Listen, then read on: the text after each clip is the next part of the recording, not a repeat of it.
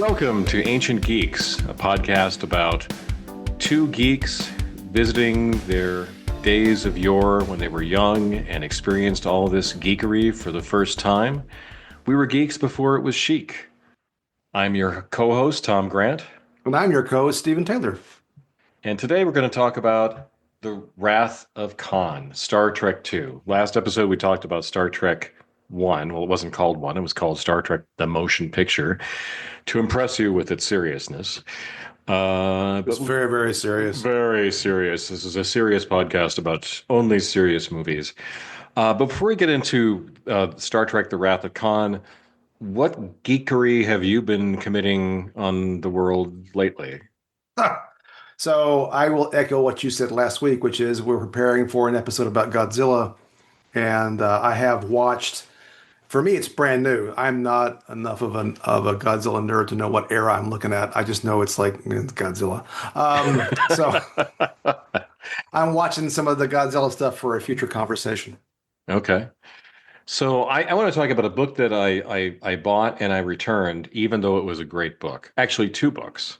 It's called Keep Watching the Skies. So when we did the monster movies of the 1950s episode, I was searching around for some books on the subject, and I found this 2-volume set written called Keep Watching the Skies that covers the monster movies of the 1950s. And I thought, perfect.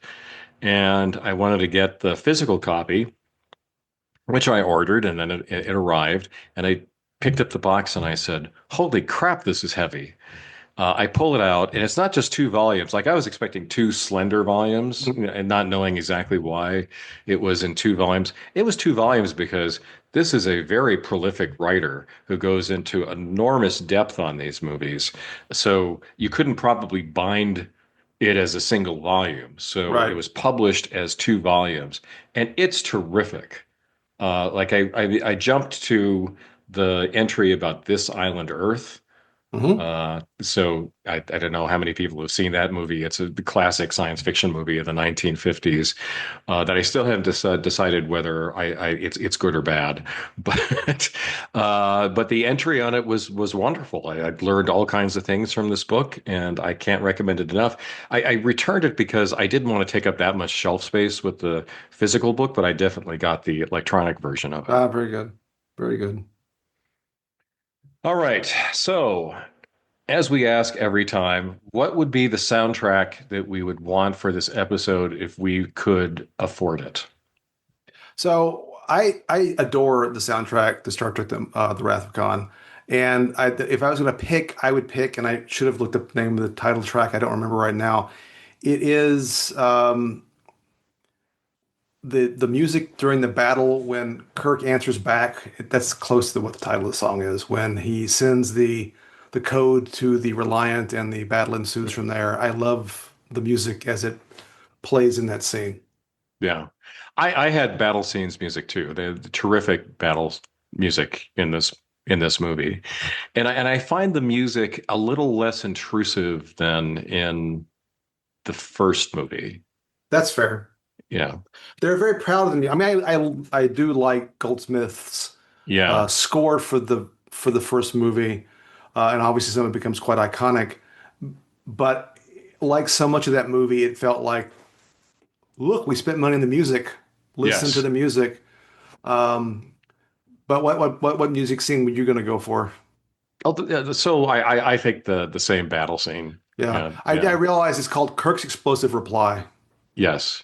Yeah. And for those who don't know, it wasn't Jerry Goldsmith this time. It was James Horner. Yes. Who was a snot-nosed kid of only 28 years old when That's right. he was hired to do this. And boy, did he go do a good job. Horner did the music for this movie and for Star Trek 3. And I was always disappointed he didn't continue as the main composer for Star Trek music.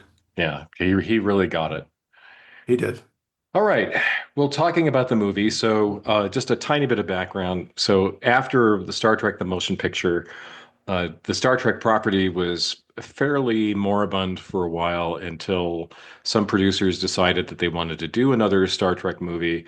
They decided to kick Roddenberry upstairs this time around because wisely. Yes, because of the complaints that the movie was boring, complaints that we certainly would echo. Yes. And it wanted to kind of have a fresh start with the movie. So they got Harve Bennett and eventually hired Nicholas Meyer for it. We'll talk about Nicholas Meyer in a little bit, but it was very much intended to be a fresh take on Star Trek, a divergence from the motion picture. And then we got The Wrath of Khan. So did you line up at the movie theater to see it? Were you in a So line?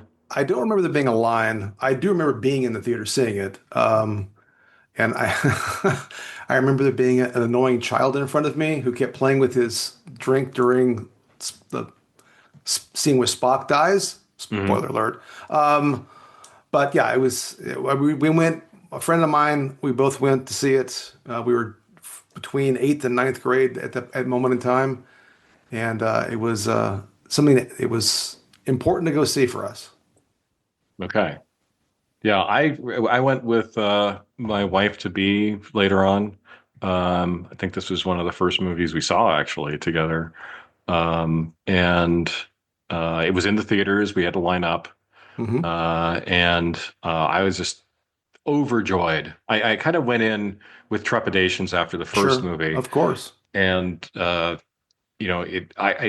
we talked a little bit about kind of the run up in our minds to Star Trek: The Motion Picture. Here again, wasn't sure what was going to happen, but actually the name Nicholas Meyer was a bit of assurance Okay. because I knew him from these Sherlock Holmes pastiches he had written, the 7% Solution and the West End Horror. I was a big Holmes fan, and I thought, well, this is a bright guy who could understand how to take a particular genre and a particular intellectual property within that genre and do great new things with it. There was a movie version of the 7% Solution that was also pretty good that I think he directed. But anyway, I was a little surprised, kind of knowing him more as a writer, that he was going to be the director of this movie. But I thought, yeah, that could be good. He also directed it, which I did not know at the time. I had seen Time After Time, the H.G. Wells Yeah, Jack the Ripper movie. yeah, which I remember enjoying a lot too. Yes, I loved every minute of it. I was devastated by the ending, and I yes. did something which I don't normally do. As much as I love movies and I love seeing movies in the theaters, it's rare for me to go back and see a movie again in the theater, but I definitely did a few days after seeing this. Oh, very good. I don't. We must have seen it again. I do remember the one time seeing it in the theater, and it is a movie I've watched countless times. It is probably my favorite movie of all time, to be honest. Yeah. It's terrific. It's terrific. I had this at the end, but I'm going to jump ahead. I think it's terrific as a Star Trek movie. It's Yes, terrific as a science fiction movie. It's yes. terrific as a thriller action movie, however you Hmm. want to categorize it. It's one of the best of all of those things. It is. It is. And it's highly entertaining. Yes, from And start to finish. yes. Okay, so we'll go through, a little bit sequentially through the plot, but I want at some point, if you can remember, when you realize this movie is going to be good, right? This is really going to be a winner. Um, so, the movie, of course, starts out with the now famous Kobayashi Maru scene, where we're not sure exactly that it's an exercise at first, at Starfleet Yes. Academy. It's kind of presented as this is an actual mission of the Enterprise, and they have to go rescue somebody from the neutral zone. Um, how did you like that first scene when you So saw it? the first scene was great, and it was jarring because this new character is in the center seat. We don't understand Hmm. why she's there. And she's also a Vulcan from her ears, although she doesn't have the eyebrows, which never made sense, but that's okay. And she curses. It's a very mild curse, but she curses, Yeah, which seemed odd. damn. Yeah, and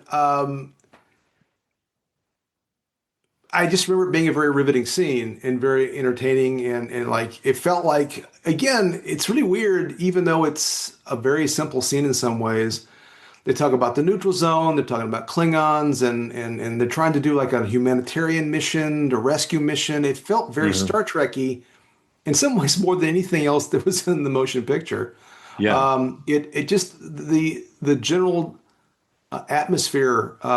was very inviting from a story perspective. Yeah. And of course, then they reveal it's Oh actually yeah. a training exercise. It's this important test that's shrouded in mystery a little bit for people who are Yes. cadets at Starfleet. It's the no-win situation, and Kirk says to Savick, the new person in the seat, the Vulcan or half Vulcan, half Romulan, Yes. as you can find out later on, not from the movie, but from other materials. Anyway, tells her that this is a test of character. It's not intended to be a puzzle that you can solve. And so it sets up a whole bunch of things right away. Yes, it does. So you have the new character, which we've mentioned, which we'll talk about more. You have the new uniforms. Yes, which are so much better than the PJs. Oh my God.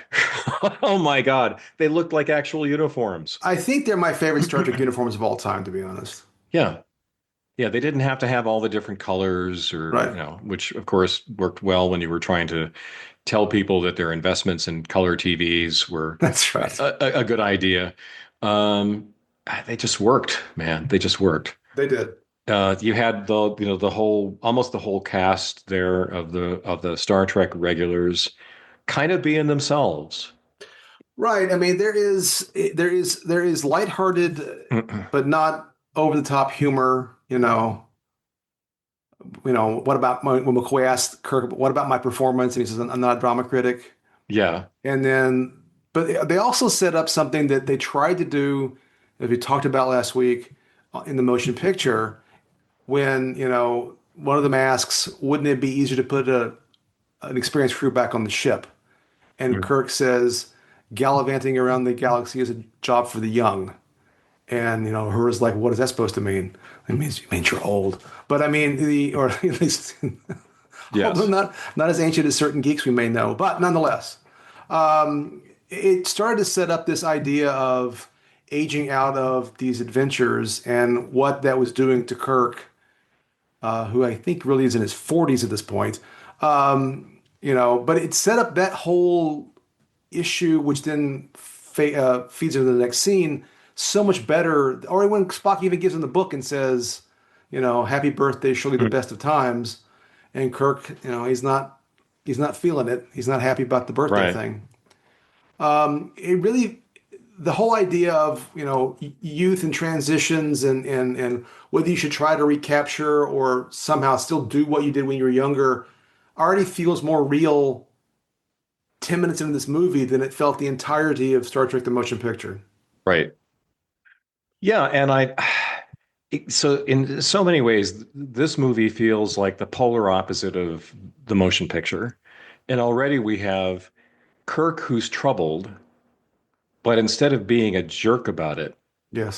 he's kind of keeping it to himself. Yes. Not completely, obviously. He's he's telling other people in a way that are obvious that he's not happy, but it's not like he's acting out. Right. He's being a grown Right. up. He's being a grown Yes. up. That's right. That's right. Yeah. Yeah, so then Um, you have that, the conversation between him and McCoy. So, McCoy also has a birthday present for him and back at his apartment in San Francisco. Star Trek loves San Francisco. yes, it does. I'd love San Francisco too, but Star Trek really loves San Francisco. It's a pretty good real Yeah. estate that he's got occupied there. Yeah. It was funny. I was looking at the trivia on IMDb that like somebody had figured out like what the actual address in San Francisco Oh, today would become the building that, that's funny. yeah, Yeah. that's To get that view. to Yes. get that particular review. Good thing Anyway, it's a moneyless society in the 24th, 23rd century, excuse me, because the rent in that place has got to be awfully high. yes. But that was something. Okay, so this is a weird aside. So forgive me, listeners, and forgive me, Stephen. But like, there's always been like in movies set in big cities that often people will have kind of middle class jobs, but they have these amazing Of apartments. course, of And like there was course. like something like I forgot the movie, but there was like where Sigourney Weaver was like a therapist, and she has an apartment in San Francisco that is to die for. It's like split level and it just is beautiful. It has a wonderful view. It's like, how the heck do you afford that? Anyway, back to Star But Trek. well, you can imagine if Kirk's view had just been like a wall, that would have not been as Right, impressive. right.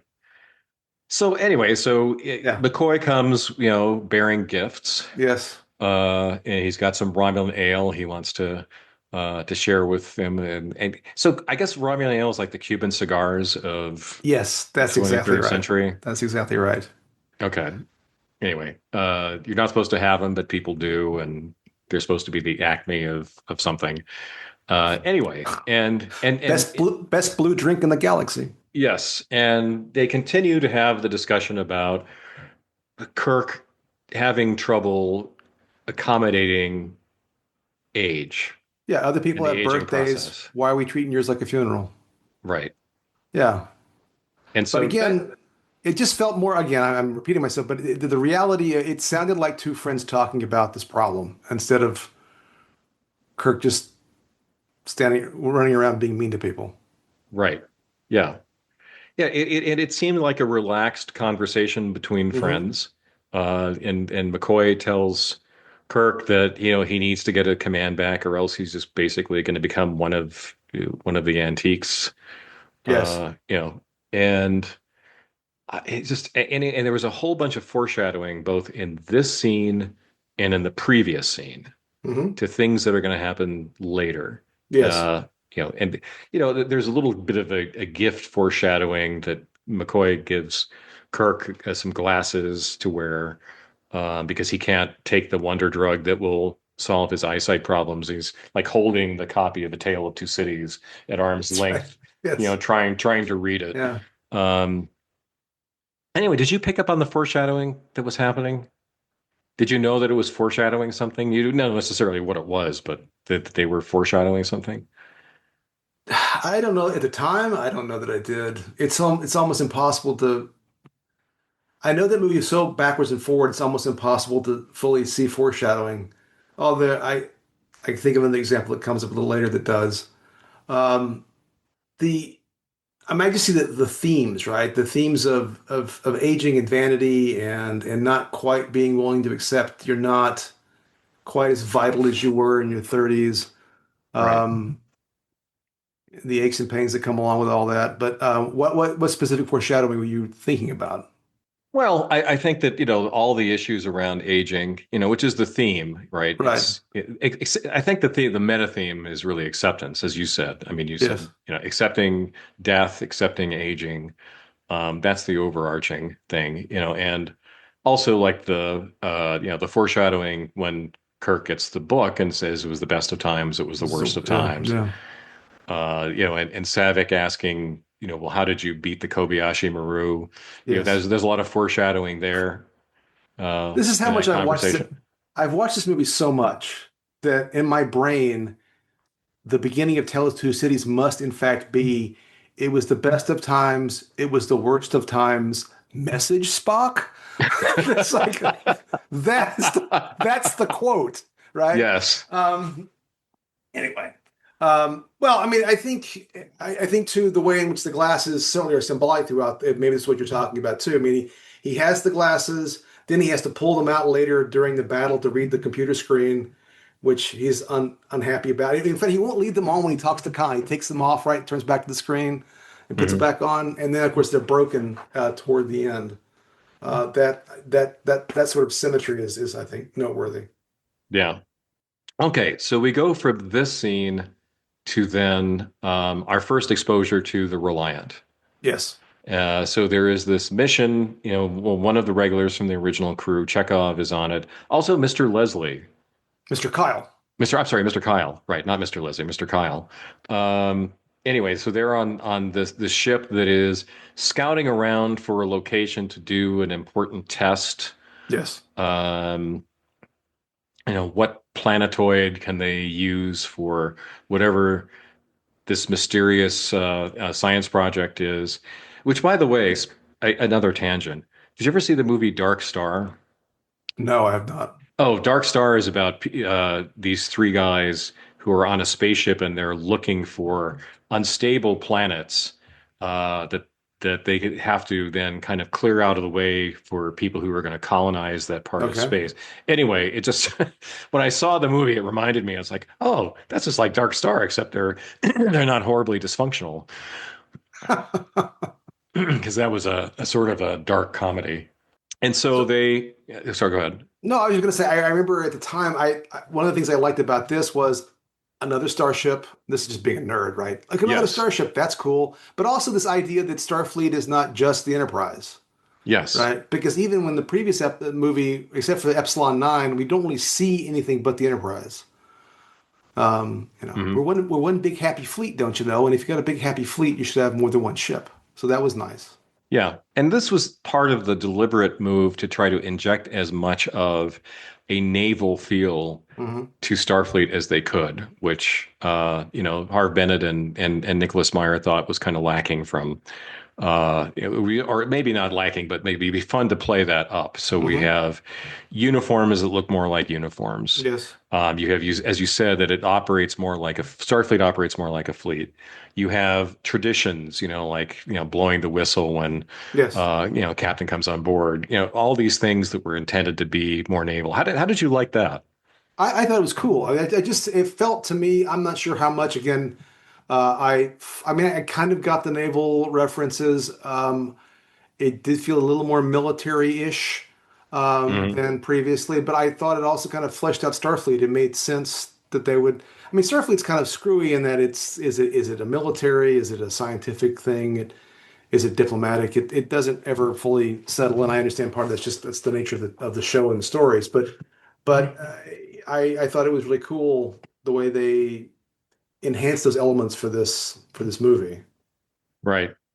Yeah, and it was again a clear departure from the motion picture. This would never have happened with Roddenberry, No, even though Roddenberry was a Navy guy, wasn't he? he was definitely serving the military and may have been the Yeah. Navy. Yeah. Okay. Anyway, he was a military guy, so you wouldn't Yeah. have had this. Okay, so they're looking at this one particular planetoid. They have to make sure that there's no life on it for Yes. this to be the test site. Does it have Uh, to be totally lifeless? yeah. Can it be kind of sort of lifeless? In order to find out what it is that they think that they discovered, if it's just a sensor glitch or something that's actually a primitive form of life, they have to Yes. beam down to the planet Yes. and investigate it firsthand. And so the Captain Terrell and Chekhov beam down, and it is just a hellhole down there. It's Yes. a Yes. desert Yes. with these winds blowing constantly. You can't see more than 20 feet in front of you, Yeah. um, which is, again, I think great. It's like something that you go to other planets and they're not all, they look like, again, the backlot at Paramount with a matte painting. That's right. That's right. I don't know why, but I can quote this movie ridiculously. But I always, for some reason, whenever something's not going well, I always think of the line. But Captain, this is the garden spot of City Alpha That's 6. right. Anyway, they have spacesuits on because this is an inhospitable planet. Yes, What did you think? How did you like the spacesuits? I think they're pretty cool. I thought Yeah. they look real, like they were you would need them for an environmental thing. They were sturdy enough to I thought they looked. Although it was handy, they had that little handle on the front though, when I Khan know could pick for up. what's going to happen in a few minutes from now. Yeah, I just like the production design again that they were working with a limited budget, but what they come up with was great. Uh, I will say too, Paul Winfield playing Captain Terrell. I thought he felt like another Starfleet captain, which I really yes. appreciated. He's the first black Starfleet captain. I realized. I don't think I Hmm. realized it at the time, um, but he felt like a real captain. And even further later in the movie, he resists in a way that you would expect the Starfleet captain to do. And it just felt more like a fleshed out reality, right? That I wanted from Star Trek Yeah. with a ship and a crew, and it's not just the Enterprise. Yeah. Yeah. I think you're right. He was a good piece of casting. Yeah. Um, Okay, In so terms of foreshadowing, though, I did notice, what I've noticed before, but it's what one might call Chekhov's novel. You see Moby Dick on the wall right, there because it's an Ahab story ultimately. But right. anyway, Yeah, more foreshadowing. So they find this cargo container that, clearly somebody has been here. They yes, go inside. They poke around. As you said, they find the bookshelf with Moby Dick on it, as well as other books that could be considered significant to the plot of this movie.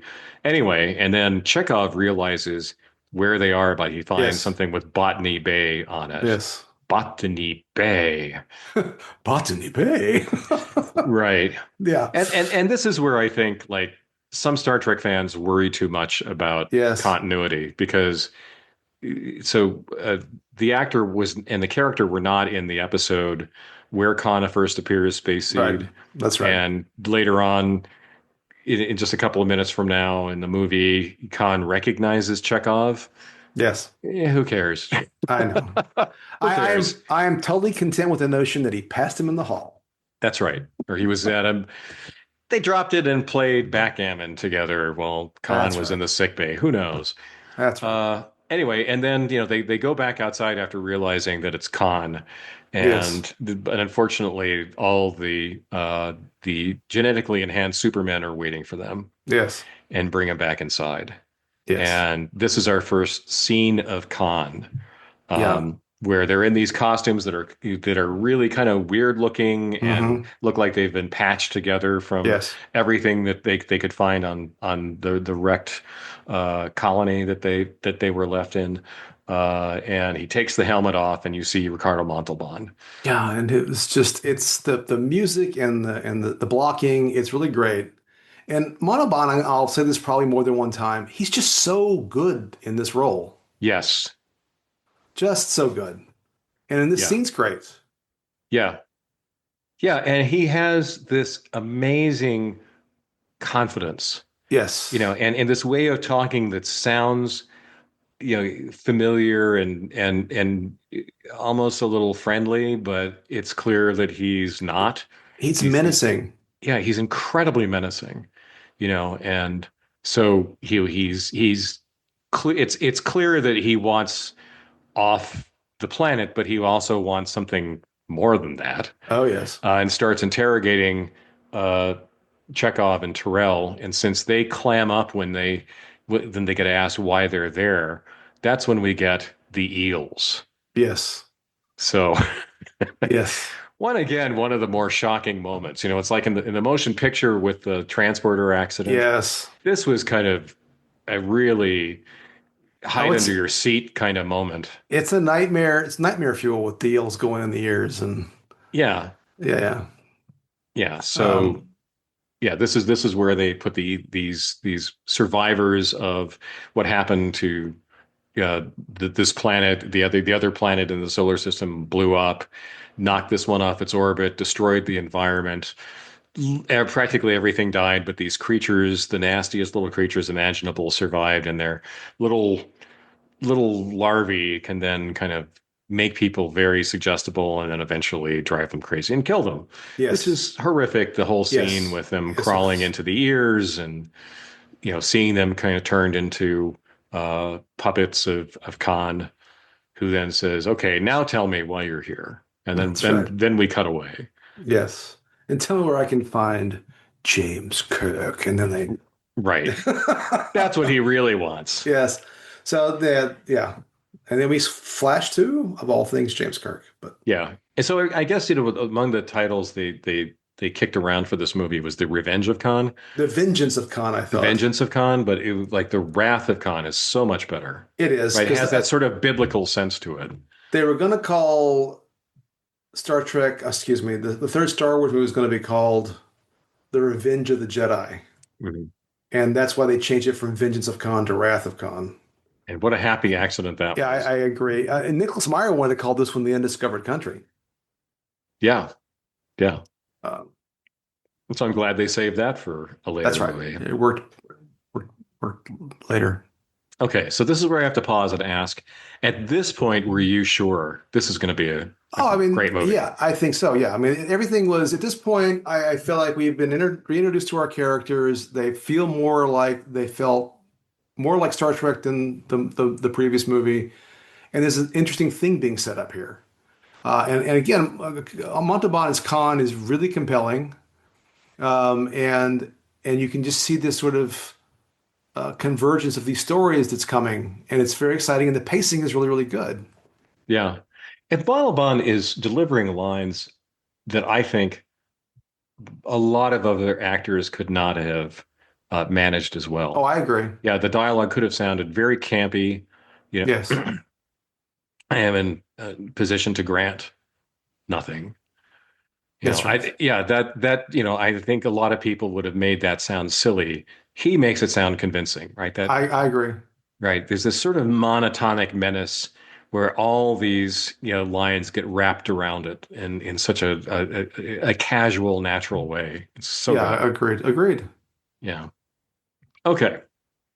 So now we go back to the Enterprise and Kirk takes command. So this is the second time in a Star Trek movie Kirk takes command. So he gets a message that the Reliant is on its way there, under the control of Khan. They don't know this. They're going to take Genesis away. We don't know what Genesis is yet. Right. We know that the chief scientist there is somebody who knows Kirk.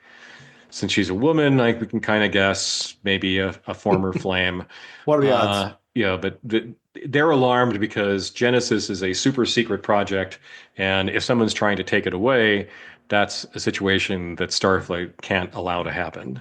Yes. So I would several things that I want to comment on about this era of scenes. One, I will point out there's they do a flyby of the Enterprise. They do reuse some stuff from TMP, but it's so Right. much more economical. It's Oh not even God, funny. yes. That I did like the scene. I referenced it earlier, I think, about, or maybe it was in the last episode I referenced it, where they take the Enterprise out and Spock lets Savick command, Yes. and clearly he's trying to needle Kirk. And unlike in TMP, this all feels much more natural that Kirk is jealous in some ways or nostalgic about being on the bridge, but not an ass Right. about it. Yeah, because this is really a training crew that they have Yeah. on there, under the command of Spock. Yeah, and then to your point about Kirk takes command, but what happens is not Kirk takes command. He goes to Spock and says, "I've received this message. We need to divert to Hmm. regular one, Project Genesis, whatever." And Spock's like, "Well, obviously you should take command." And Kirk's like, "No, he doesn't take this as an opportunity. Oh God, there's a thing. I can take command now." It's the opposite thing. Right. It's Eh, you and Spock has to assure him you proceed from a false assumption. Yes, I have no ego to bruise. Yeah. Yeah, it's a Yeah. much more powerful scene, even though behind Spock is that mirror from Spencer's Gift at the mall. But Yes. Yes, there is. Thank you for recognizing that. But again, it's but it's like they're being themselves. They're being yes, professionals. yes. It's so different from the previous movie. So So I'm good. gonna to pick up something you said last time, and not to argue, but just to point out the way I look at it, because you said, well, and I understand why you said it, that they didn't necessarily carry on Spock's sort of epiphany from the motion picture, but Yeah. I just feel like the first scene where he gives him the book, and this scene, and the scene on the bridge, and Hmm. then this scene, he's comfortable that he's Jim's friend. It's not Yeah. he calls him by his first name. He's relaxed about these things. He doesn't seem super stoic, although he still seems like a Vulcan. I just feel like, I don't know whether it's on purpose or not, and again maybe it's my headcanon, that that's what's being reflected here in these Hmm. scenes. I Yeah. don't know, but Yeah. And also felt more professional, just like letting Savick sit in the captain's chair to take the Enterprise out. And like there was like a moment of ooh. I know. Yeah. something could go do you wrong want a here. tranquilizer? Yeah, but they like didn't overplay it. You No, know, they never played. I like again, I remember like other situations like this in Star Trek movies or other movies, like they just would say, "Oh my God," they, like like peel somebody off the ceiling. This is That's so right. scary. It's like, no, not at all. This is like No. this is a rite of passage that you have to let this person go through. And it made sense in ways that it, as I referenced last episode about that didn't in TMP, Kirk didn't have to bust Spock down to commander to take command of the ship. Kirk, in fact, says, as an admiral, just get me there. That's all I need. Yeah, But Spock's like, no, no, you're the ranking officer and blah, blah, blah. And it just made more sense narratively. And it better explored, ultimately better explored Kirk's longing to be in command in ways that his bad behavior in the first movie didn't really. yeah, yeah. And again, this is like the same theme about accepting aging. So at some point, you have to let the younger generation take Yes, over. that's right. Yeah, and that was just like a little moment of that there. Anyway, so the Enterprise has to now go to the research station, regular one, where the Genesis project is to find out why he got this emergency message from Hmm. Dr. Carol Marcus, former Flame. It's like one of those things. Like if you say, would you bet $1,000 on something?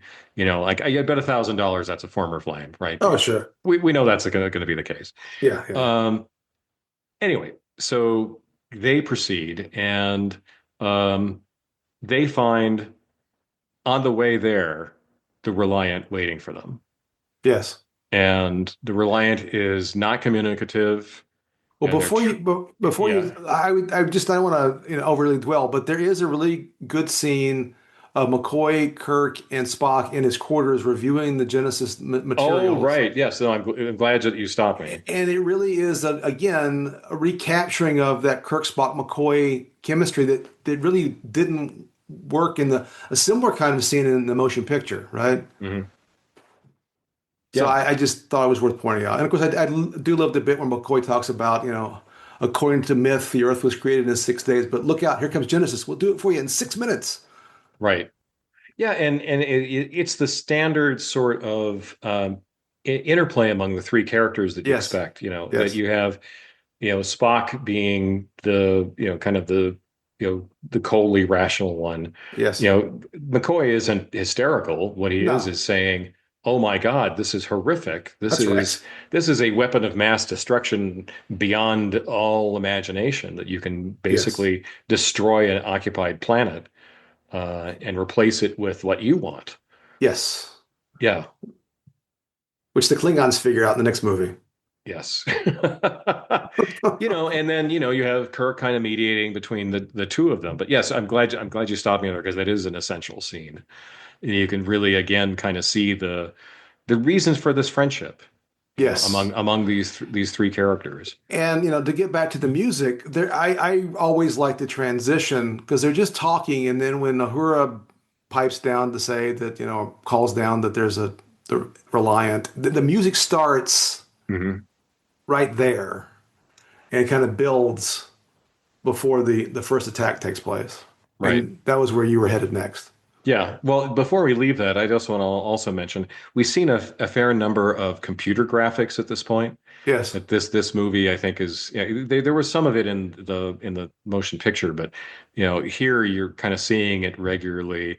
This sort of 1982 Yes. level computer graphics, but oddly, they still kind of work, right? They're these very functional graphics showing, the Enterprise, its orientation towards its destination in the Kobayashi Maru scene. Yes. And Yes. here Yes. you're Yes. seeing a presentation about the Genesis device. And I don't know, it didn't seem as dated as I had thought. No, there are a couple of examples that are dated. The one that comes to mind is toward the end of the movie where the mains come back online and it says nominal on screen and these bars. That looks like a 1982 computer graphic. Yeah. But yeah, I agree with you. The graphics in that Genesis briefing worked just fine. Yeah. And I thought they were great when I watched this movie Yeah. in the theater. Again, it's like special effects are great. They're great enhancers to the story. They can't be the centerpiece. That's right. Already strongly by this point in the movie, there's no doubt this is a movie about these characters, Yes. Yes. this really horrible threat, this extremely memorable villain. Yes. That's the focus of this movie. And a little eye candy isn't bad on the side, but That's right. it's not overdone. Okay, so then they encounter the Reliant sister ship. They're not communicating, and Kirk is not sure what to do. Savick kind of quotes regulations to him about what happens in these scenarios. Kind Yes. of, but basically you're supposed to assume the worst, and Kirk kind of blows her off. Yes. Um, and then, of course, they get ambushed. Yes. And the first space battle in this movie, full of space battles, begins.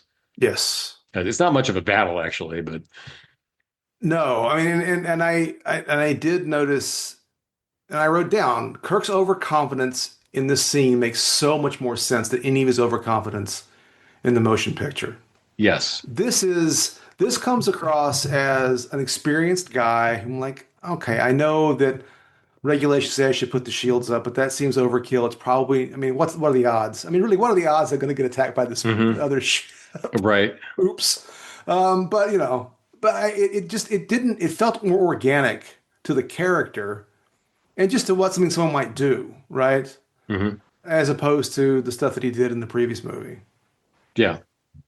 I also say too, before we get into the space battle, it's clear from this point in the movie also that the pacing is superb. Yes, yes, yes, Like yes. just things just kind of move along quickly. They do. There's expedition that they need to present, but it's not done too much. We That's right. learn about Genesis, but we don't learn everything about Genesis by this That's right. point. So like the scene, with the three mains learning about Genesis, it's not a long exposition dump. It's just so good from a directing standpoint, and an Yes. editing standpoint. It's just Yeah, oh, yeah. exciting, like your heart's in your chest, like what's going to happen next, versus, oh, is this flyby going to end anytime before I die? That's right. Correct. Correct. All right. Correct. So, because of Kirk's overconfidence, the Reliant's able to ambush them, catch them with their shields down, Yes. blast them with phasers, um, And then insist on their surrender. yeah, insist on their surrender. And they're still not sure what the hell is going on. That's right. That's right. Uh, No, this is, and speaking of these lines, I mean, this is where Montalban gets the line about, do you know the old Kirk, my dear old friend? Do you know the old Klingon proverb that says that revenge is the best served cold? It's yeah. very cold in space, but I mean, he delivers it. Yes. It's very melodramatic, but it works, right? Right. Yeah.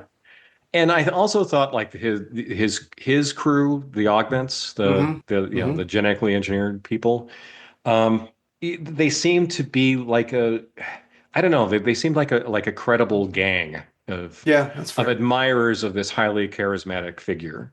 Yes, Um, yes. it- And we really only really get the one guy, Joachim or whatever his name is, yeah, who interestingly is not credited in the movie. I forget why he didn't want to be credited, so he's not in yeah. the credit list. I It was forget the something about reason. how he got paid. Yeah, it I was something about his remember. Yeah. payment. He ends up in a TNG episode later, but But he's a really good foil to he is. Khan, because Khan is really turning into Ahab here Yeah, someone's got to say, "Hey, rapidly. man, you've got this ship. You can go wherever you want. Yeah, Should we right. just go?" Yeah, and there's that conversation, and and Khan just insists on, no, he vexes me. Yeah, he tasks me. He He tasks me, tasks and me. I shall have him. Yeah. Yes. Yes. Yeah, Yes. he Yes. speaks in this, again, It's he almost speaks in this Shakespearean, but Shakespearean operatic way that yes. just sort Yes. of works, with all kinds of literary references dropped in that, but in a Yes. way that makes it sound natural. Yeah. Well, he's been sitting on City Alpha 5 reading books. Yeah. That's what else you gonna do? Yeah, they don't have a big library, so No. he's probably memorized everything. Yes. Anyway, and so Khan then, kind of hails them, and they have the first scene between Kirk and Khan, Yes. who never see each other in person throughout the movie, No. which If supposedly was because Ricardo Montalban was still doing Fantasy Island, and couldn't necessarily work it into his schedule. But I thought it was great that No, they it's never saw each amazing. other face to face. They never not only yeah, the actors never saw each other either, period, right? And part of it I think Yeah, I it may have been because of Fantasy Island and that may have been part of it, but if you're you if you pay attention, obviously the Reliant Bridge is the Enterprise bridge set right. redressed. So they could Hmm. only film one side at a time. It doesn't feel like it at all. I remember when I first found out about this many years ago, I was really surprised because it really feels like they're going at it with one another. Yeah, Um, it's like they move different consoles around to different locations, and yeah, they put the turbulence right behind Khan, unlike on the Enterprise bridge, but it's the same set. right. It's basically the same set, right? And you don't realize it. No, but it's just really, really impressive. And again, to get back to some things we said about Shatner in the motion picture, I mean, he does a really good job in this movie Yeah, that he just didn't do in the first movie. And again, how much of it's the writing, how much of it's the directing, how much of it's the acting, who knows? But clearly, a much, much better performance in this yeah. movie. Well, I remember reading in one of the, kind of the books about the original series that when Shatner got cast for Star Trek, he was considered to be kind of a respected actor. Right. He'd done some stage work that was pretty good. He'd been in movies that he was recognized for. Like we have this impression of him as the bad, actor extraordinaire. Rocket Um, Man. Mr. Tambourine Man, your captain has an excellent body. Those sorts of clunkers that he delivered, Yes, the yes, weird yes. halting way that he talked. But man, in this movie, he is a good No, actor. he's really good. It's funny. I saw him yesterday on Late Night with Stephen Colbert with he and Neil deGrasse Tyson apparently has some kind of live show they're doing, Oh, which yeah. which is crazy just to face 94 years old and he's still like super hyper. It's kind of interesting. Wow. Anyway, so more power to him in that regard. But What sort of nanites are in his bloodstream, that's keeping him going? that's right. But anyway, back to this. I this so after the interchange, right? Not to Yeah. steal your get back to the summarizing, but this is one of my favorite Kirk scenes of all time. I Yes. love this scene where they decide that they're going to take over the console remotely, which somehow Mm. resonates more in the now than it did when I watched it in 1982. Because the idea of Yeah. remote control things, man, very better have passwords and you better have Right. things because everything's connected, makes more sense to me now than it did then. But I just love the whole like you know how can we know you'll keep your word? Oh, I've given you no word to keep. I just think you have no alternative. Yes. And then, all right, here it comes, and that from here it comes. I just love all that. Yeah. Um, and up until the point where they chase him off, and we can talk about specifics. And I also love the fact that two things about it I love, and we'll come back to this I think later. I know we will later. This is Kirk as a hero using, Right. even though he's messed up by allowing this attack to happen, he found a way out, which is a theme of the movie. Right. And but he also does admit to it. When Sulu says, "Sir, you did it," and he says, "I did nothing except get called my britches down," right? And he Right. tells Savitt to keep on quoting regulations, as you noted previous. That I just love the whole thing. I love the getting out of it, but also kind of realizing it was by the skin of his teeth kind of thing, and all that business. Yeah. Yeah, and it was sort of impertinent according to naval protocol, at least in 21st century Earth, for somebody to like start quoting regulations to the commanding officer. Sure. And it wasn't actually Kirk who cut her off, Right. right? It was Spock kind of Right. saying you're being a little impertinent there. But again, he has enough self-confidence and enough humility to turn to her and say, "You better keep doing that because I Yeah. Right. need Right. to be reminded every once in a while about why the rules exist." Which is another thing about Kirk as a character, right? I mean, the guy was constantly breaking the Prime Directive and other Right. regulations, but hey, maybe these rules exist for a reason, buddy.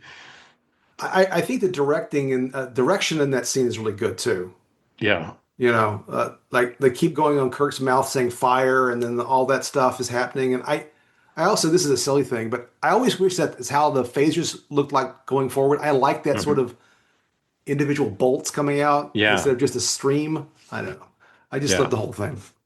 Yeah. And by this point, the audience in the movie theater where I saw this was so into this movie that there was cheering Oh yeah. in the seats when when he says, "Here it comes." Yes. Yes. It was Yes, quite a moment. fantastic. And the Yeah, music's great. yeah. So dramatic. Okay, so they're able to kind of drive off the Reliant. They're just as mauled practically as the Enterprise at this point, and they have to then piece things back together again before the Reliant can come back and attack them again. Um, Another thing that I like that you didn't get in the TV show because they mhm. couldn't afford it back then is you see the damage on the ship, right? Absolutely, yeah, You does that, they where they blast that line of phaser fire into the one side of the torpedo launcher and down the secondary hull.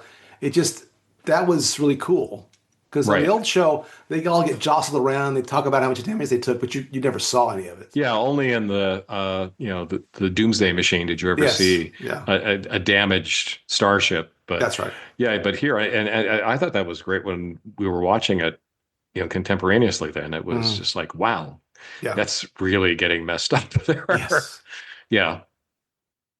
And then, of course, Kirk has to face immediately, the consequences of his actions. Scotty brings the guy up from yeah. engineering, who got Why killed. Scotty brought him to the bridge, I'll never understand. Well, because it wasn't like to say, "Hey, Hey, look here, buddy, my yeah, Peter this Preston's you were dead. responsible for this, right?" And apparently that's supposed to be Scotty's nephew, which I'm is gl it's in Yeah, deleted scenes and in the novelization. I'm glad they cut it out actually, just Me because it too. meant that Scotty cared about the people who worked for him, That's right. regardless of their family I totally agree. association. Yeah.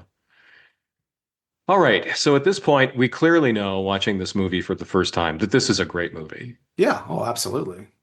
And it's still hard to figure out exactly where it's going, which I think is the another one of the great qualities of this movie is when you see it for the first time, there's a lot of foreshadowing, as we've said. Sure.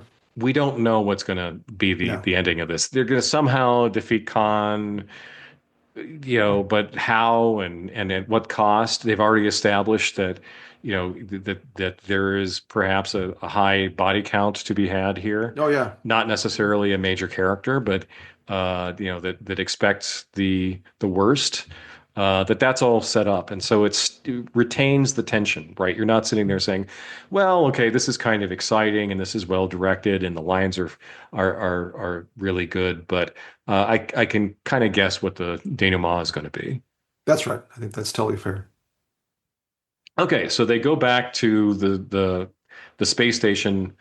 They find it full of corpses, Yes. um, and they find Tyrell and Chekhov in a cargo container or something, That's right. Yeah. They were like stuffed into a locker.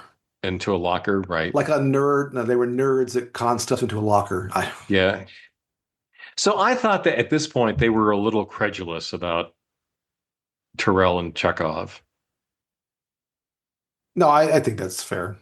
And again, it was like Kirk maybe not cluing into some of the risks that might exist. Because Right. especially like Chekhov says, they put things in our ears and they mind controlled us. Oh, yeah, that's right. He does tell them that. So yeah, they should have beamed them back to the Enterprise, but they didn't. Right. So anyways, they're kind of tricked into revealing something that they have the Genesis device there. Khan steals it. Tyrell and Chekhov are supposed to kill Kirk and company, but they don't.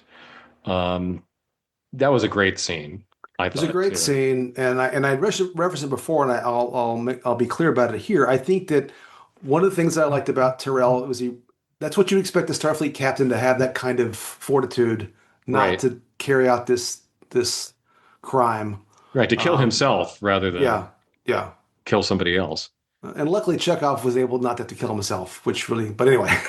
Yeah, and also like the disintegration effect was Yeah, I again thought it was really disturbing. good. Yeah, Yeah. because you see it a couple times. You see it when the one guy from I forget his name.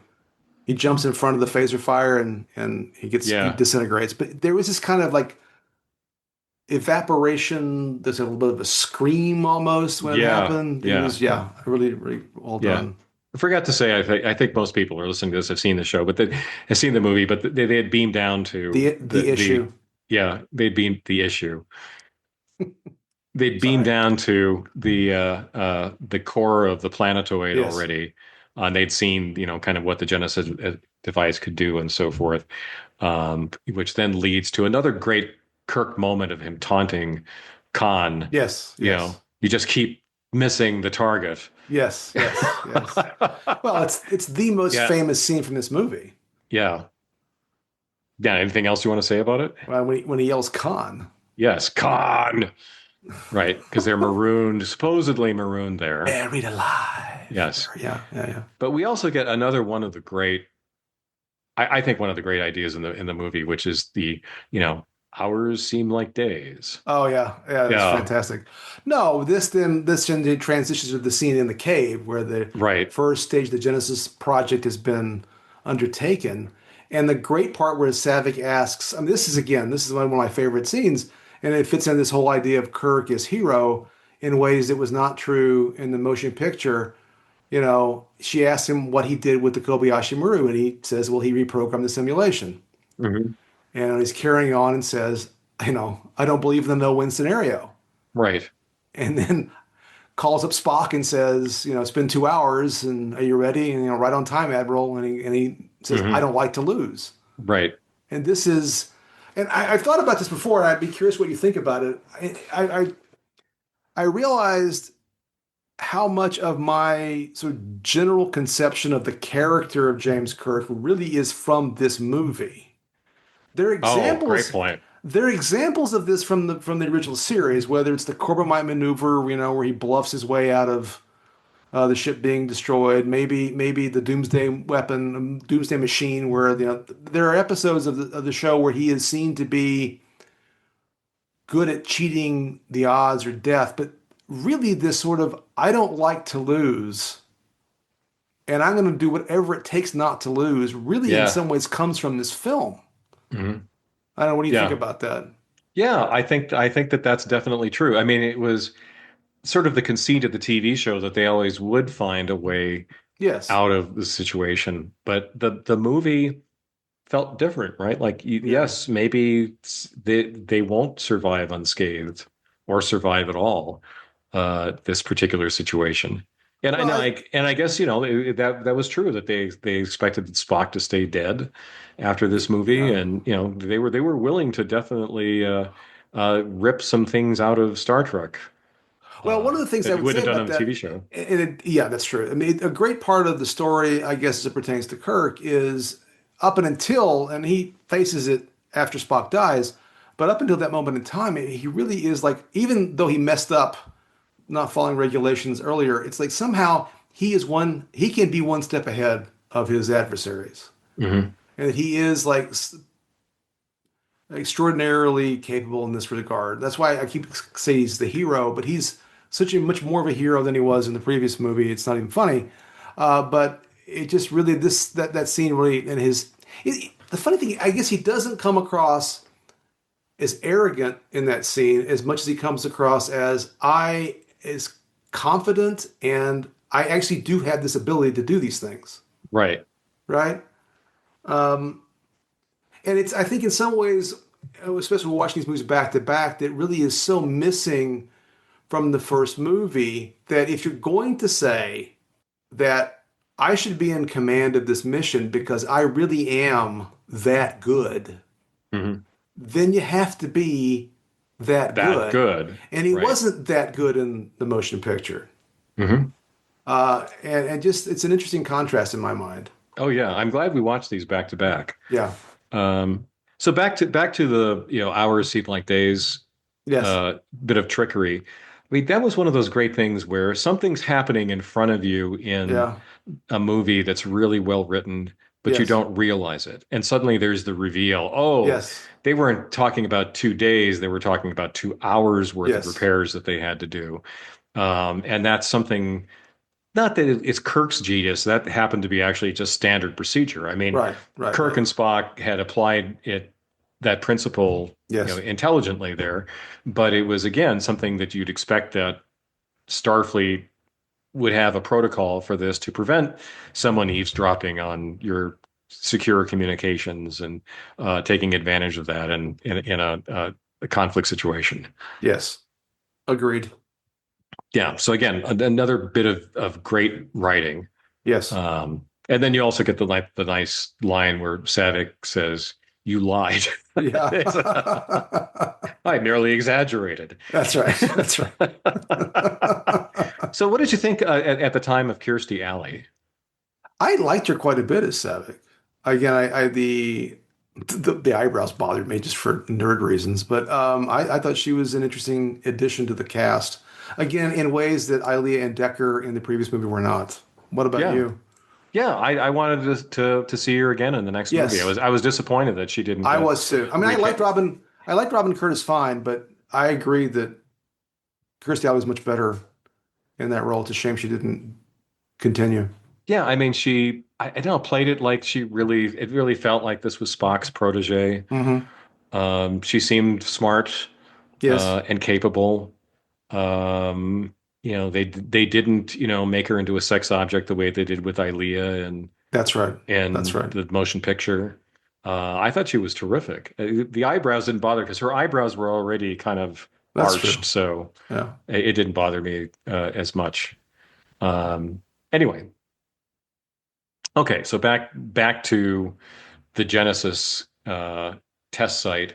So Khan has stolen the Genesis device.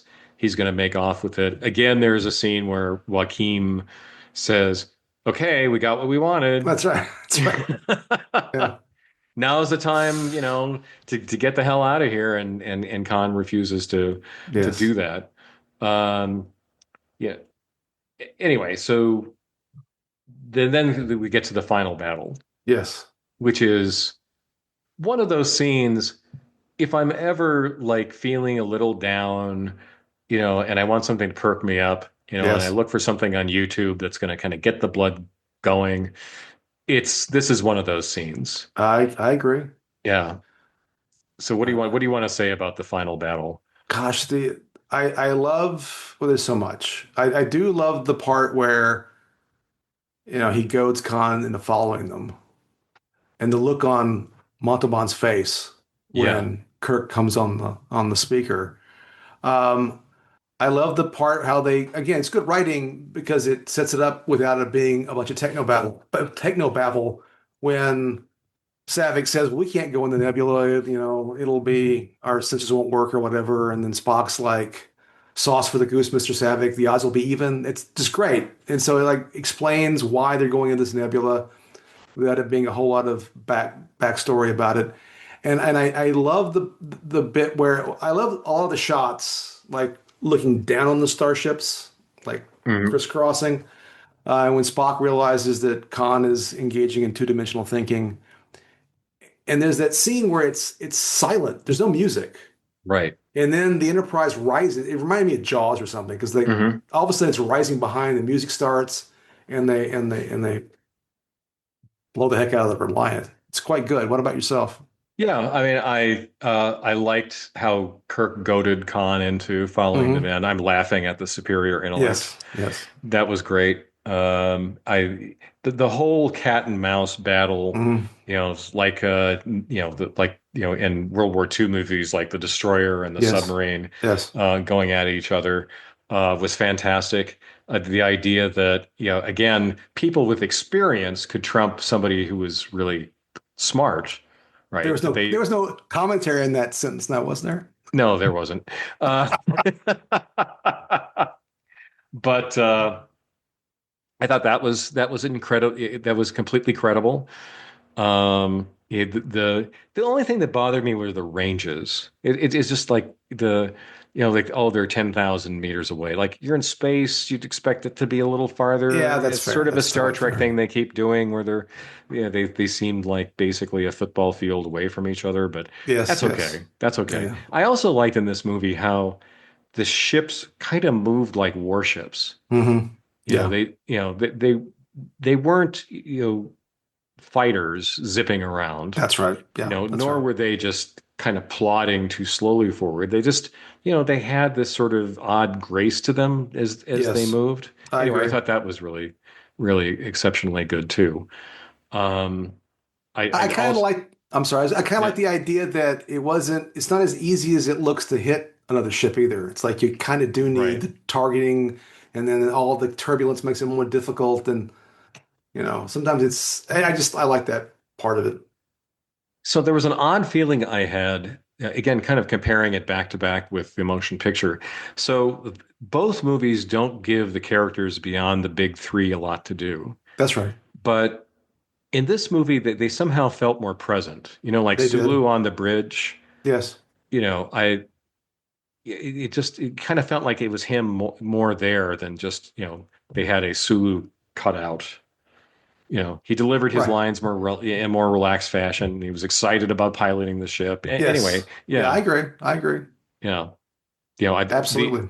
yeah. Oh, and also too, like the engine room when things start getting really heavily damaged in there, and especially the first battle and then this battle, as people are scrambling around, they're pulling masks off the Yes. rack. That things are closing down, and they're trying to drag their shipmates out from the area that's getting closed off. All that was great too. I agree. I agree. Again, not just like shaking, That's right.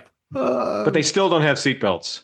They still no. don't have They seatbelts. tried to do in the motion picture those fold down things, like that would be like, that's not going to do any good. It's also going to give you bruises on the top of your That's legs. right. That's right. Absolutely correct. Okay, and then there is, of course, the scene of sacrifice because Yes. they've Yes. beaten the Reliant. I also liked all these little details they put into this movie, like when the Reliant loses one of its warp nacelles and Yes. like the trailing debris, Yes. The that effect. sparks and all that from the cell's gone, but the strut is still there and it's sparking. And I Yeah, noticed yeah, that right away. they didn't have to do that, right? No, But it no. really added a lot to the scene. Yeah. Um, Anyway, so, without kind of rehashing what everybody probably already knows, Spock rushes down to get the warp engines back online so they can escape the imminent detonation of the Genesis device. And in so doing, he so irradiates himself that he dies. Yes. All right. Well, what do we want to say about that? So right before we get to that, I'm going to say that I remember in the movie being kind of shocked a bit by how scarred and bloody Khan was right toward the end. Oh, yeah, yeah, And I will say he gets to make his Ahab speech. yeah. From hell's Um, heart, I stab at yes, thee. and I did like speaking of details, like turning the little to arm the device. I felt was sort of Yeah, yeah, fun. But yeah, then I Spot going down and I think the things that struck me, which I mean, I've watched this movie so many times, but still, I love the part, and DeForest Kelly acts it very well on the loudspeaker when he says, "You better get down here." right. And Kirk looks and realizes Spock's not at his station. Yeah, Um, and and just the entire scene is fantastic, right? right. I I mean, I will admit, and this is having watched it too many times. I'm like, I have zero clue what Spock is doing. Like, why are you having to reach your hand inside the Yeah. light? But that's fine. It was, you had to do something. Uh, but the scene itself is, I still find it an emotional scene, Hmm. even though I know exactly what's going to happen. I also know he comes back. Um, I, I think Leonard Nimoy did an excellent job of, like, when he stands up and he straightens his uniform and then walks Right. into the plastic Oh, I barrier. love that. It's just great, right? And It's I love the such a natural gesture. yes, And again, a exactly. little detail that didn't need to be there, but that would be what Spock would do, right? Exactly. As we understand the character. I like, well, even to step back even before that happens, when Kirk runs in and they hold him back and Scotty says, "Sir, he's dead already," right? Yeah. That's a tough part of the scene. And then when Kirk first goes to the enclosure and he speaks, but he doesn't push the button, so you see him speak, but does have the intercom. That I thought was a well done little bit too. Oh yeah, definitely. And the So way that that Spock just kind of slumps at the end. yes, yes. Anyway, it's just And such good acting and to overall. give Nick Myers a lot of credit, I think the way that scene is blocked with the two of them kind of both slumped over Yeah. against the clear partition, almost as mirror images of one another. Yeah, I was. It's just a really really well shot scene. It's a good movie. It's a Yeah, great movie. and doing the, they have the Vulcan hand Yes. gesture, pressing it up against the Hmm. plexiglass, and then Kirk is, kind of putting his hand on the other side. I just get a little verklempt at this part of the movie. Sure. I gotta say, this in the It's funeral scene. absolutely. It's it's like Jerry Seinfeld said. It's a hell of a thing when Spock died. Yeah, and then we get the, the last scenes, the funeral, Yes. which I think was some of the best acting that Shatner ever did. And it's just that little moment when he breaks up Yes. at the end of the eulogy, and having had to give eulogies myself that were tough to Yes. get through, Sure. I thought that was excellent.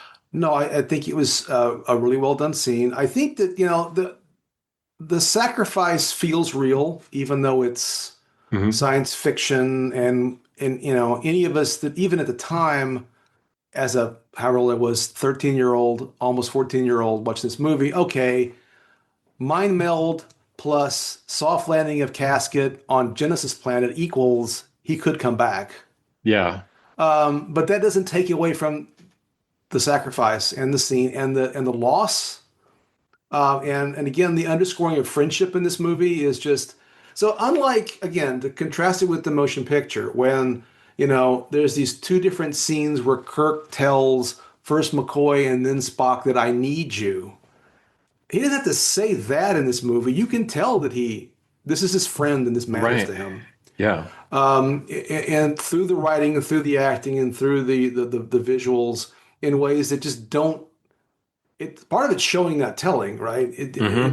There's some telling, obviously. I have been and always shall be your friend is telling, but it's just so much deeper than the previous film, Yeah. um, and more real. And also had then Shatner having, or excuse me, Kirk having to deal with, I've cheated death and I've patted myself on the back for doing it, but Hmm. I haven't faced death like this. Right. And it's much more, it's a very effective, I think, in ways that some previous stuff was not. Yeah. And the scene where David comes into his cabin, Yeah, and I remember, like, when I watched it for the first time, I was just kind of annoyed with the character. yeah, yeah, yeah, yeah. I did not love David, you know, No. in his sweater tied around his neck, in his whininess. But like, I found rewatching it, the scene where he comes in, and he kind of comes in hot, by saying, "Well, you've never really had to face death before, have you?" Hmm. It actually rang a little true. Hmm. That might be something that you say to someone you have very mixed feelings about, but have this new respect for, Right. and anyway, the way that he kind of says that I'm proud to be your son. Um, anyway, that scene played better this time than when I first watched it, and that might be a function of my age. Yeah, I mean, I would say that, I mean, I like the dialogue that I quoted between the two of them about facing death. I think it was an Yeah, important thing for the character to say. I will say I still find the David storyline to be a little clangy, yeah. and that hug is the most awkward hug of any movie I can possibly It think is of. pretty awkward. It is pretty Um, awkward. Yeah. and now, I'm thinking ahead to Star Trek 3, but I mean, I think it's an important scene, but still, I do find it to be one of the weaker elements of the movie. Yeah. Well, especially since it begs a lot of questions about like why didn't they have any contact before this? Yes. He had no curiosity about his father, or Right. or Kirk didn't have any curiosity about his son. I guess because he says, "Is that David?" Yeah. Right. He Earlier knows. in the movie, he knows that David exists, which is Yeah. He kind of says, cold. yeah, he says, I did what you wanted. I stayed away. Yeah. But that was, I mean, to get to, not to just jump ahead to one of my least favorite things. In some ways, the whole David thing's my least favorite thing, not because I think I would have liked it better if they'd been estranged. Yeah. Because I just part of it maybe is being in 2025, but I find it difficult to conceive, and no pun intended at all, that in the 23rd century you would have unwanted pregnancies of this nature that were like a super surprise to you. That just Yeah. doesn't seem reasonable given the technology that's demonstrated in the that Yeah. I mean, it exists could have been that that she exists. wanted to have a child. Yeah, I mean there are ways to make this work. It's worse in Picard, by the way, where it makes absolutely no Oh, sense yeah. that Beverly Crusher, a doctor, wouldn't know not to. Anyway, that's some problem. But So many problems with Picard. sorry to go there. I just it's just one thing that it takes me out a little bit, part of me it feels like the reason it takes me out a little bit is it feels like a story written by someone in their 40s in the 1980s Hmm. when it was much more likely that maybe a Yeah. dalliance would have led to an unknown child or some weird. It just doesn't track. Not that people are going to be perfect in the 23rd century. I'm just trying to extrapolate out what Hmm. seems likely. Now, again, maybe again that's why if they'd been estranged, it would have made a little more sense. And granted, there's a story there that you probably could tell. It just felt a little bit like that's the only part of the movie that feels a little clunky. He doesn't have to be Kirk's son. Right. Because the Carol Marcus is kind of a blank in the movie. Yeah, that's true. She doesn't help fill in any of those No, details. no, And again, this is a movie that's kind of ripping along at a fast pace. right. I'm kind of glad they didn't kind of detour Oh, into sure. We romantic need, subplots. Boy, movies that of an earlier vintage, like World War II movies that always had sort of a sure, romantic subplot, sure. annoyed the hell out of me. And Right, I'm right, just right. as I'm saying this, I realize that would have annoyed the hell out of me if they had done too much with Carol Marcus in this movie. Yeah, I agree. So maybe I it's agree. okay. Maybe No, it's it's regrettable. It's not a oh big no, it's not a flaw. huge problem. Yeah. I've always found the David scenes to be a little clunky. And I know when I was rewatching this one, and not to at all negate what you were saying, because I think there's some legitimacy to what you were saying for certain. It just, it still felt, and maybe I was struggling to say something critical of the movie since I love it so much. Yes. So, it's all relative, I suppose, in that sense. There's certainly more human emotion in that scene that I find clunky than almost the entirety of the previous film. So there's that. Yeah. Yeah. Had the last scene, I remember when I saw it in the theater, where kind of he gets so Kirk gets asked, how do you feel, and he says Yeah. he feels young again. Um, that played better for me now than it did then. Okay. It felt a little tacked on for me at the time, but that could have Yeah, been I agree. I was just a young snot, and Sure. these things maybe may had less resonance. No, I still, and I did mark that down something that it doesn't fully come across as convincing to me that that's what he would have said at that moment in time. Yeah. Um, Although I think it's kind of weird. The basic vibe of it makes sense in the movie. Mhm. I'm just not sure that line makes total sense. But again, this is You're me right. looking for something to criticize rather than like it doesn't take me out of it. Yeah. I thought it did a good job both then and now of conveying Kirk's been through a lot, right? Yes, And that yes, scene does work well as a capstone to the movie. it does. It does. And So, I got chills when Leonard Nimoy did the voiceover at oh the end. God, yes, I did too. I did too. Yeah. It's a very emotional ending, you It know. is. Yeah. Yeah, his was the most human. That line, Yeah, that yeah, that gets me every time. yeah, yeah, yeah. All right. Is there anything about watching this as an older person that's different from watching it as a younger person, since this is a movie about accepting aging and the changing of the guard and situations you can't get out of? So yeah, I think there is. I did mention somewhat cheekily in passing about he was only in his 40s, I think, early Yeah. 40s, Hmm. the character, and we're both a little older than that. I think that the thing that resonates with me is as someone who is older and who has recently retired and who, you know, you start to look back at what you did accomplish or didn't accomplish, or what you might could still do differently or do now in this stage of Hmm. life. It is, I guess 40 is not that old, so it's okay. You can command a Right. starship. That's cool. And that but you do have these moments of taking stock of where you are and where you want to be Hmm. and really being realistic about what you can and can't do, I suppose. It does resonate in a way. Obviously it didn't when I was 13.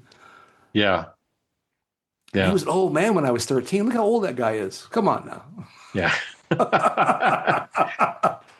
Yeah, I mean, I definitely didn't have the same feeling like in the early scenes when he's talking, like in his apartment with Right. McCoy, and they're talking about getting old and being embarrassed about having to wear glasses, which he is in a later scene. Yes. I would say it did not have the same impact on me as it does now. I and but in a way, like a lot of good fiction speaks to you about things you don't realize yet. And since I do dearly love this movie, and it is one of the few science fiction fantasy uh, uh, movies or books that really talks about this particular theme explicitly from start to Yes. end. Yes. It's been on my mind since then, right? So as a piece of art that contributed something to me as a person, it got me thinking about getting older when I was much younger. The glasses thing I think is interesting because I think when I first saw it, I really didn't understand. I mean, I knew that when you got older, you often needed glasses. Hmm. I took it as, in some ways, just vanity on his part, and there is clearly is vanity when he won't leave the glasses on when he talks to Khan. Right. This way, it reads to me still, but it's also like, yeah, you get older, and certain things don't work as well as they used to, where you have to like, maybe you're a little achy or you sleep Hmm. funny and you Yes. pull a muscle in your sleep or whatever the heck. But yeah, I thought it's interesting. And but I think, and then the way in which the end line about feeling young does work, and I think it does seem to recognize that he is still capable of doing these things that maybe he thought he shouldn't be doing anymore, only because that was his quote unquote duty to be Yeah. desk bound or whatever the Yeah. case may be.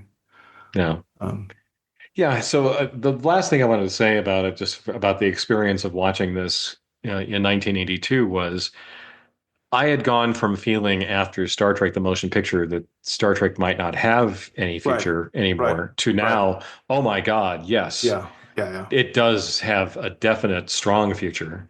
Well, I think that's really important. I mean, not only did they clearly set up a sequel, which ends up being in some ways a three movie arc. Right. I think that this movie, far more than the motion picture, this Hmm. movie is why we end up with the Next Generation and all the Star Trek that we get later. Right. Yeah. It's this movie. I definitely credit the makers of this movie for that. All right. Last time we did the top 3 to 5 positives and negatives. Let's do that. So, how about positives? What's 3 to 5 So positives? I've got five positives. The one is, and I've kind of alluded to this already. This is just the greatest James Kirk story that they of all of them. It is. Yeah. He is a hero, and he's a fleshed out hero, and he knows what he's doing, and he's able to figure out how to get out of trouble in ways that make that character who that character is. The second thing is the characters in general just feel like themselves again, unlike Hmm. in the Right. motion picture. Khan is one of the best villains in all of Star Trek, maybe in all of movies, and Montalban is great in this role. Yeah. And I'll point out before I do the two more of my favorites. I've just now, unlike in the motion picture, I've talked about characters, not other things, right? These are the Right. things that really stood out to me. So the music is great. I love the music. I love this soundtrack, and then the battle's just top notch. I know that I Hmm. guess some people criticize the special effects as having aged. I think it's just they're great battle scenes. Yeah, Some of the best in Star Trek of all time, in my opinion. I definitely agree. So I put Ricardo Montalban top of the list. Hmm. Just an extraordinary, extraordinary acting moment. The dialogue I put in there, the Yes, dialogue is so good. I mean, I mentioned the yes, it pacing of the is. movie is so good, Yes. but the dialogue moves along so well too, and it all feels, as I said before, very natural. And we kind of beat on the motion picture for being an over serious Yes. movie. I mean, there weren't, except for like a couple of McCoy lines, there weren't anything smirk worthy or chuckle worthy in the motion picture. Here, Right. there are lines utterly serious, but also occasionally, obviously, humorous, Yes. and that's fine. You need that, because if you have a serious movie, you need to kind of break things up a little bit at times. And Star Trek at its best does that really well. Agreed. I mean, this is definitely an action movie, and the way the other movie wasn't. And this movie Yeah. does have more humor or lightheartedness than the previous movie. But in some ways, this movie ultimately, as we was describing a minute ago, is some ways more serious, even though it doesn't Oh, feel as yes. serious. Because but all these things work together Right. to tell an important, no, tell a useful. What am I trying to say? Sort of satisfying story is the word that I Yeah. want. Well, it's serious in a very personal way for all the Yes. characters Yes. that the other one didn't have with its cosmic Yeah. what's it that was threatening everybody. So I put down the space battles, Mhm. but the space battles not just for the special effects, but because of the stakes. Yes, yes, yes, yes. That it mattered for the characters that we That's a cared good about. that's a good point. Maybe part of why I love those battle scenes is because of the drama of them, Mhm. not just the ships shooting at one another. Because I know they're better rendered special effects later in the existence of this franchise, but the stakes and the drama of it is just fantastic. Yeah. I put the scariness of Genesis Mhm. also as a definite positive. I mean, we didn't talk about it much, but the idea that a terraforming tool could be this terrifying weapon Oh yeah, was just brilliant. yeah, it was. Yeah, and of course, it's the centerpiece of the next movie. Yes, And then, no Roddenberry. yeah, yeah, yeah. It's I think that true. made everything here possible. I think you're correct. Yeah. What about negatives? What are your 3 to 5 So negatives? I've already said I didn't. The idea of some sort of weird mystery pregnancy in the 23rd century doesn't quite work for me. Peter Preston he was fine, but he wasn't my favorite. He seems a bit Nah. forced in. Um, this is a nerd thing because at the point it took me years to even care about this, but they really should have known that with City Alpha 5. I mean, come Yes, on. of course they should have. They should have known that Khan was somewhere around there. Yes, they should have. I mean, Kurt did not file a report on this. This is Right. sloppy work, man. Um, I mean, I love the line, this is Study Alpha 5, but I mean, we Yes. all know from the old series, they always knew how many planets there were in this, in this. Right. Anyway. But, and then, and I'm looking for things to complain about at this point. Maybe I would have liked to see more Sulu or Uhura, but I mean, that's just me looking for something to gripe about. Yeah. I mean, really, all the things I have to gripe about are not that big of a deal. Yeah. I mean, same here. I mean, I have nits. I didn't, I thought that the David storyline didn't work, and I didn't like the actor that Yeah, much. yeah, I agree. He didn't work too well, and Carol Marcus was also again sort of She was fine. meh.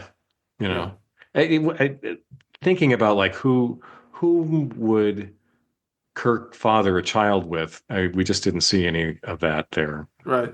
Um, so again, I also wanted more from the other characters than the big three. Hmm. That would have been nice. And the unintentional comedy of Chekhov yet again as a punching bag for the plot. Like in the motion picture, he gets injured. Yes, You know, yes.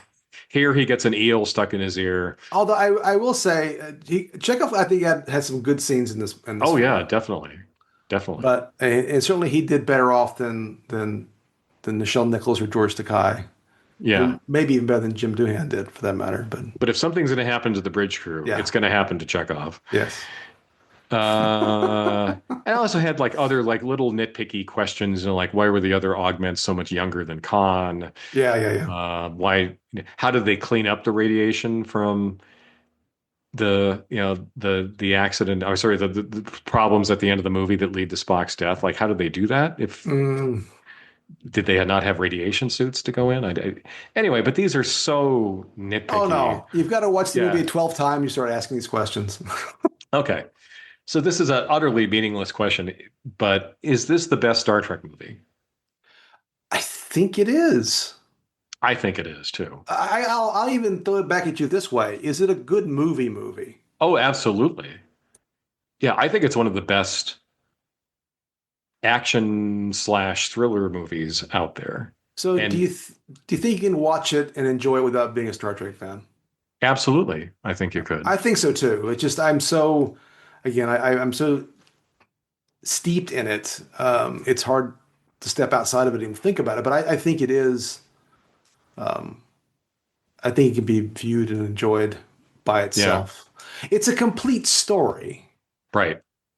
um, regardless of what happens next or what happened before. I think. Hmm. Yeah. I think all the elements that understand what's going on.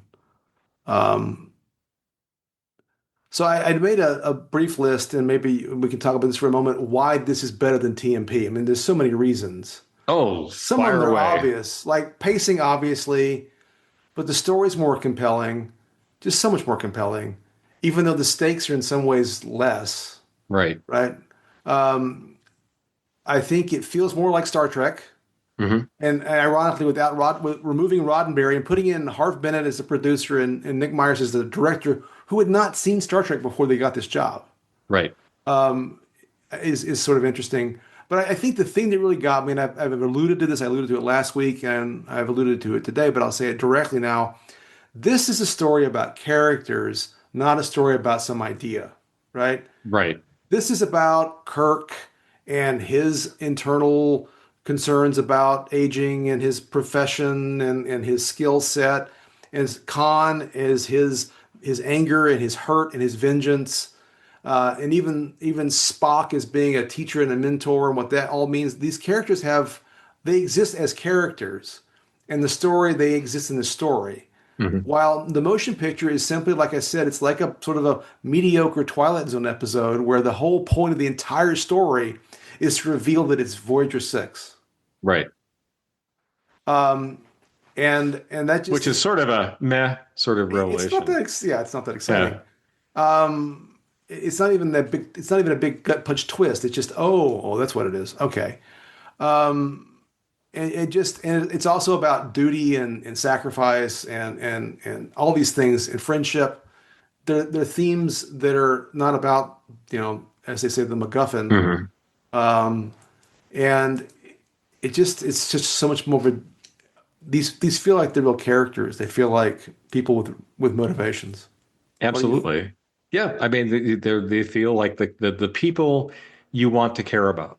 Yeah, that's Right. right. Like it felt more fully formed. Like you said, like our impressions of Kirk are so much kind of centered on this movie. Right. But watching the series, like every episode, they drop something about the friendship among the three major Hmm. characters, or Kirk's the attachment to being in command, or Yes, something, right? And this was like all of that fully realized. that's right. Yeah, it was just terrific. Yeah, that was a great list. That was a great list. Um, and I again, I think to go back to like, could you enjoy this without being a Star Trek fan? They don't lean too heavily on the Star Trek lore in this movie, No, and you don't need to know the whole story of Space Seed no, to have Khan be a really great villain. no. He does enough in that one scene where he says, "Have you ever told this the story to amuse your captain?" Yes. Oh, that was great. That was such a good Yeah, line. yeah, Another yeah. great monologue delivery. Oh yeah, yeah. But it's enough. You don't need to know more than that. Yeah. So Okay. yeah. All right. I'll ask our now famous wrap-up questions. What merch did you have from this movie? So the merch that I had probably the most significant merch was I had the original soundtrack on vinyl, which I listened to over and over and Nice. over again. And I also had the Wrath of Khan photo novel because that was the only Oh, way to like. cool. Okay. I think I still have it because you couldn't get a VHS at the time. Eventually you Right. could, but it was that was okay. This is how I'll make a confession right now. This is how much I both love this movie and how much of a nerd I was as a kid. I would watch this movie scrambled. You know, I used to get like one of the TV channels would be like HBO or something, and it'd be scrambled, Hmm. and you had to have a descrambler to watch it.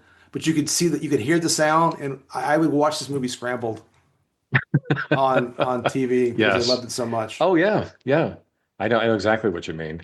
And the City Alpha 5 scenes were great because when they were in the swirling sand, it Yeah. descrambled during that because they couldn't handle all the Oh. motion. Oh, that's great. Yeah, yeah, yeah. All right. How about So, you? What? so I had uh, the DC comics about Star Trek that came out Mm-hmm. at this time. Yeah. So DC had the license to do Star Trek comics, and they had this really interesting challenge because uh, if you start telling stories around the Wrath of Khan, Yes. which they did, and then you have to continue telling stories with Spock dead, Yes. with David in the mix as a regular character and so forth, and you don't know what the next movie is going to be. That's kind of a crazy problem. Yes. And so I as a regular reader of the comics, they weren't fantastic, but they were fun.